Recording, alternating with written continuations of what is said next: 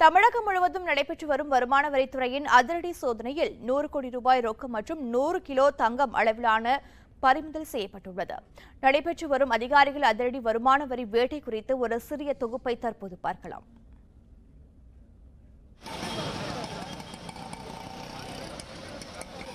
விருதுநகர் மாவட்டம் அருப்புக்கோட்டையை சேர்ந்த தொழிலதிபர் செய்யாதுரை கட்டுமான நிறுவனம் நடத்தி வருகிறார். பெருமளவிலான தொழிலில் ஈடுபட்டுள்ள இவர் வரி ஏய்ப்பு செய்வதாக வருமான வரித்துறைக்கு கிடைத்த தகவலின் பேரில் அருப்புக்கோட்டை மற்றும் மதுரையில் உள்ள அவரது வீடு மற்றும் அலுவலகங்களில் சோதனை நடைபெற்றது. 20க்கும் மேற்பட்ட வருமான வரித்துறை அதிகாரிகள் அதிரடி சோதனையில் ஈடுபட்டனர். மதுரையில் உள்ள SPK ஹோட்டலிலும் வருமான வரித்துறையினரின் அதிரடி சோதனை நீண்டது. இதனிடையே சென்னை மேத்தா நகர், போயஸ் கார்டன் உள்ளிட்ட SPK குழுமத்திற்கு சொந்தமான அலுவலகங்கள் மற்றும் நிர்வாகிகளின் வீடுகளிலும் வருமான வரித்துறையினர் சோதனை மேற்கொண்டனர்.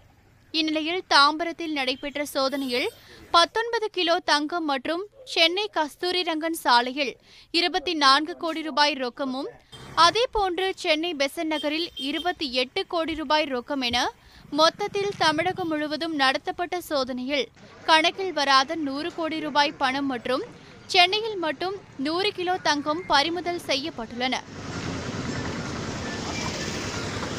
இந்த அதிரடி வேட்டையின் ஒரு பகுதியாக சென்னை திருவான்மியூரில் உள்ள காலசேஸ்ரா காலனியில் வசித்து வரும் முன்னாள் அமைச்சர் KN நேருவின் சகோதரர் ரவிச்சந்திரன் வீட்டில் 5க்கும் மேற்பட்ட வருமான வரித்துறை அதிகாரிகள் சோதனை மேற்கொண்டனர்.